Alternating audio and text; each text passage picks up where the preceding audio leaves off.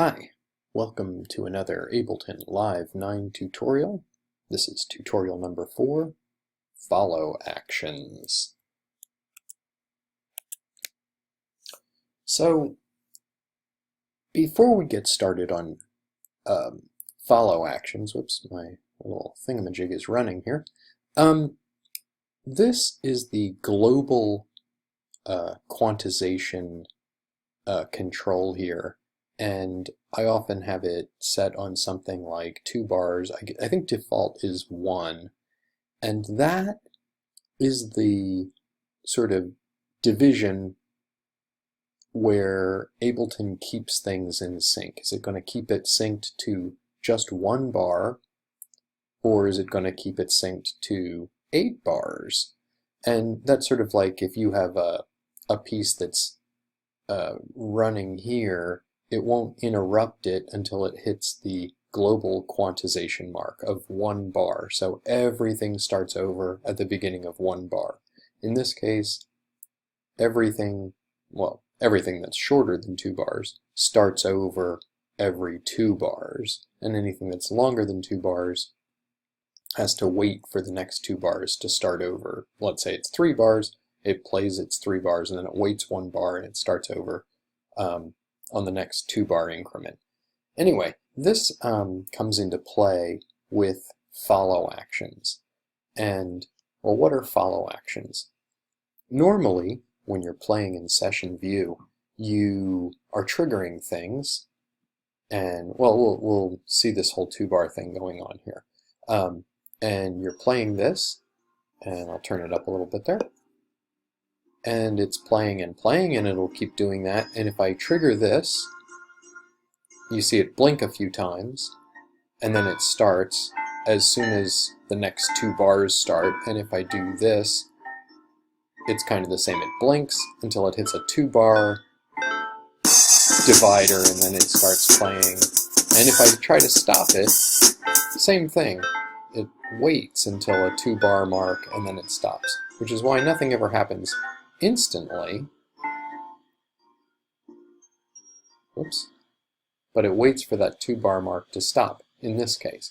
Now, of course, if we have no quantization, everything just runs whenever it pleases, and so you'll notice that nothing blinks when you turn it on and off.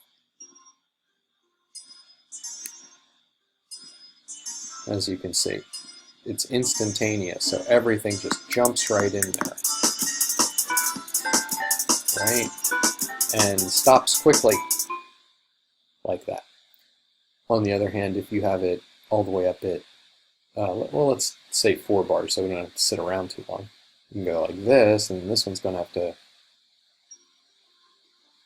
wait about 3 bars until it can start. And then as soon as, now this one's got to wait for another 4 bars to start. And then if we decide to trigger them all, they're all waiting and waiting for the next thing. And of course, we can trigger them over here.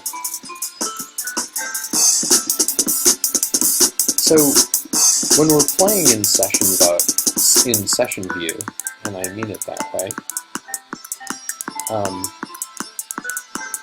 a lot of times we're messing around to see how things are sounding as we try them out. But there's another thing that you can do that adds a little bit of interest to this, and that is to have one thing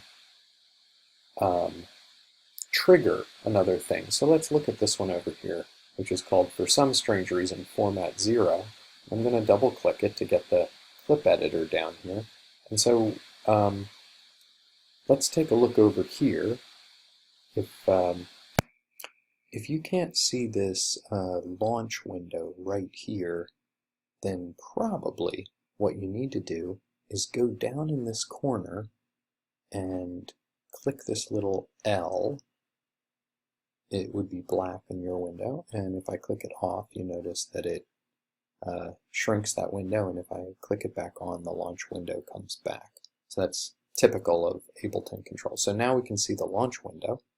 So down here, we can see this little area called Follow Actions.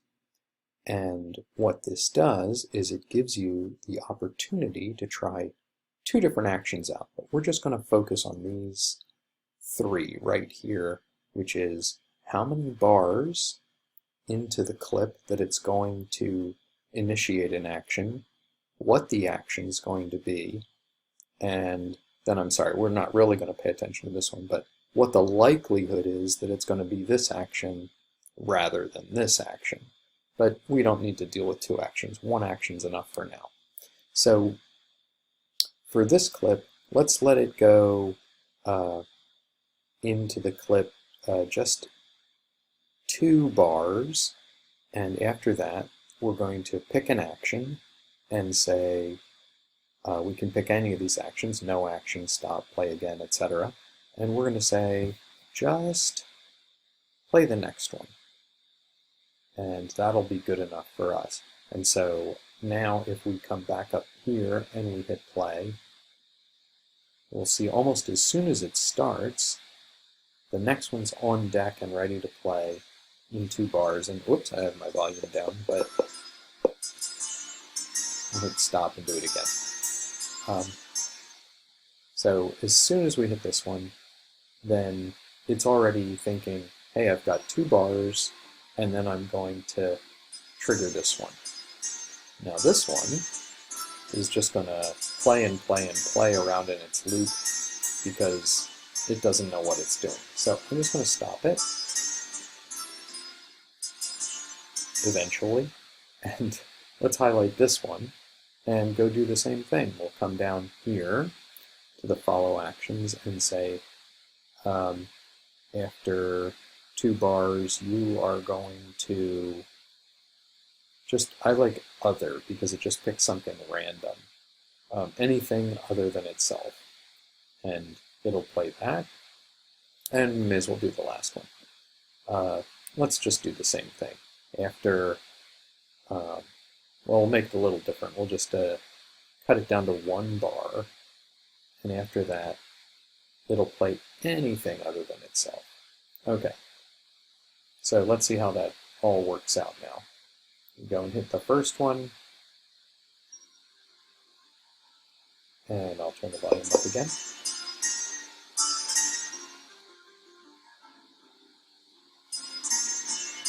So they're just kind of going back and forth here.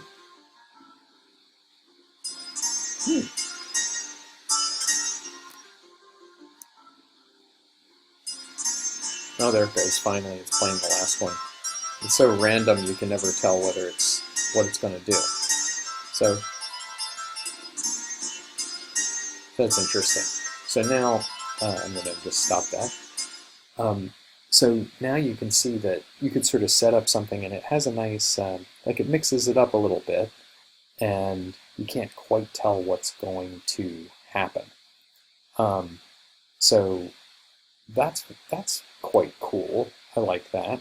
But you always hear the beginnings of these, and you never quite get to it. And you might have noticed that this one is the Star-Spangled Banner, for example. Or what is it?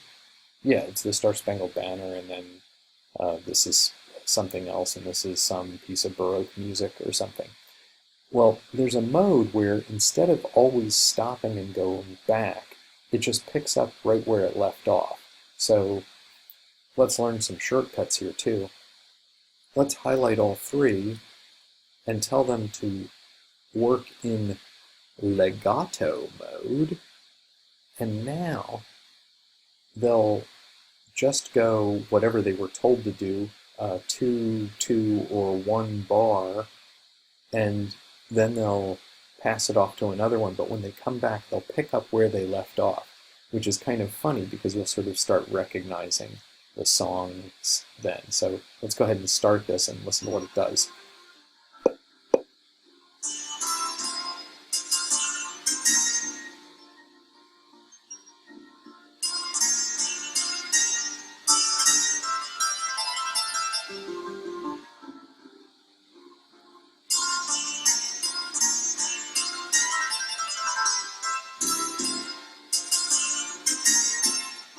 So it's kind of funny because now we can hear ourselves making our way through the Star-Spangled actually it turns out the Star Spangled Banner is on the bottom and the Baroque piece is on the top, but whatever.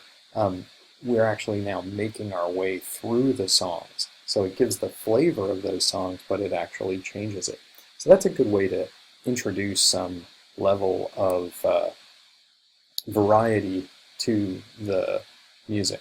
And then if you have another track going on over here. Now, you probably realize that these can only, you can only do follow actions up and down in a single track. You can't pass them off to the right or the left.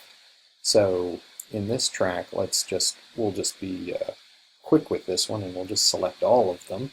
And now we'll come down here to our follow action and say, okay, well, after 1 bar and 2 beats, we're going to, we'll just do it randomly again. Since we selected all of them, I can't always make it play next now. So let's just say other, and let's see how that sounds now. So now we can go ahead and play this.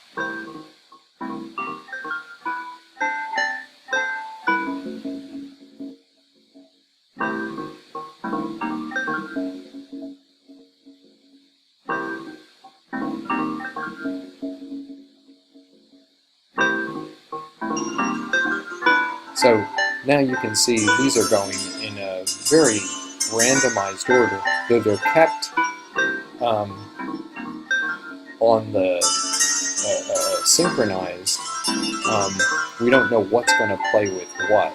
So if you're not sure how you want to organize things and you just kind of want to listen, this is really great. So let's just say, let's stop that. You might wonder, well, I know in live I can go all the way across and have the master play these things, and we'll see what happens here now when we do that.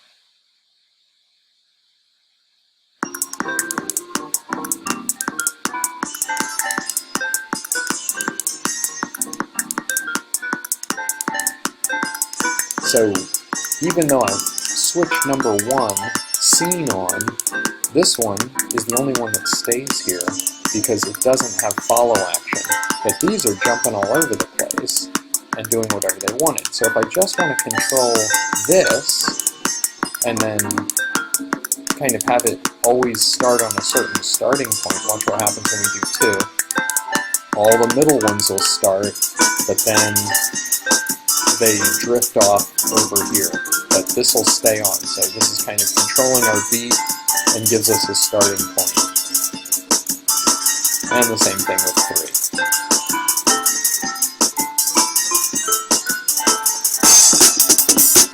Woo! Getting funky there. Alright.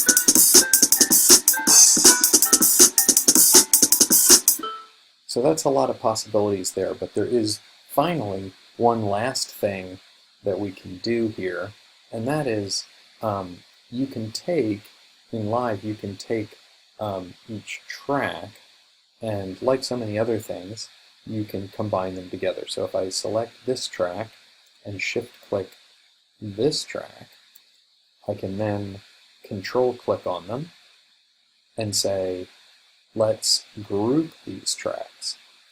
And now I've got a group, and as you can see, I also have, it's not quite sure what to do. I think it's sort of saying, hey, I'm not sure what's going to happen here because all of these have different follow actions. So let's see what happens.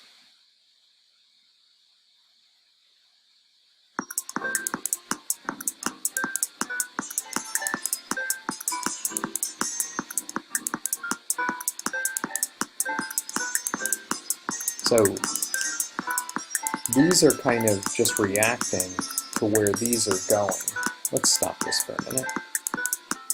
And it stops all the instruments under it. If we wanted to have these things go down through scenes, we can't have the master do it because you can't, here I'll highlight number 1 here, and it doesn't have its own follow action, or at least I believe it doesn't. So, but you can do group 1 here and say, well, I want it to follow to 2 and I want that to follow to 3, and then go back to the top. So that's one way to do that. But to do that, we want to remove any of the follow actions from, I'm just trying to shift click here so I get all 9 of these. I don't want any follow action, so I'm going to come down here and click no action, and that's going to remove all that and put no actions on any of these. So then I can come up to my first one here and say, okay, now I could say I want to go 3 bars and go to the next. And then with this one, I can say I want to go 3 bars and go to the next. And then with the last one, I can say I want to go, well, let's just go 1 bar and go back to the first. So now we've removed all the follow actions from these, and these are going to hopefully play in order as they're supposed to.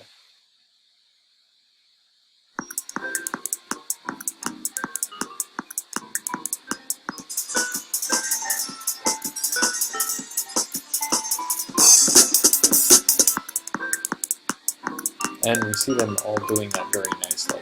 Now, stop that real quick.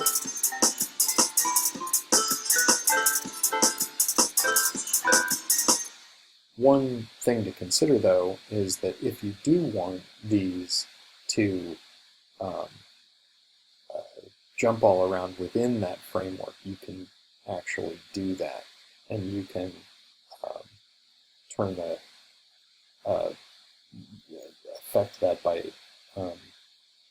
saying, okay, I do want these to jump back and forth every, let's say, 2 beats, or 1 bar and 2 beats, and then they're just going to go anywhere.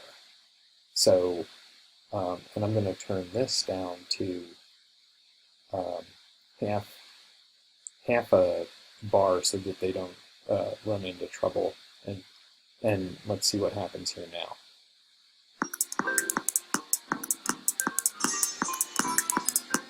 So now you see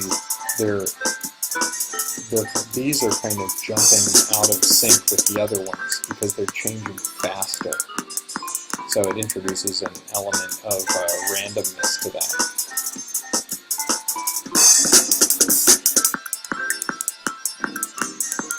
But as you can see, track, well, they call it 3 and 4, I would say 2 and 3, are staying in sync because they don't have follow action.